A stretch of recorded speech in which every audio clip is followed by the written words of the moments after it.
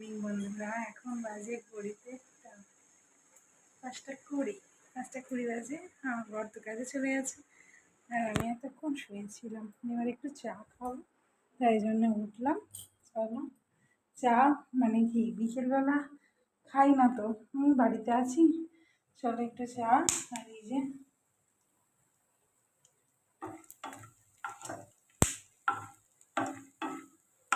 একটু বাদাম ভাজছি, বাদাম ভাজা দিয়ে মুড়ি খাবো। চলো টাটা। দাঁড়াও করে নিই চাটা, তারপরে আমি তোমাদের সাথে শেয়ার করছি।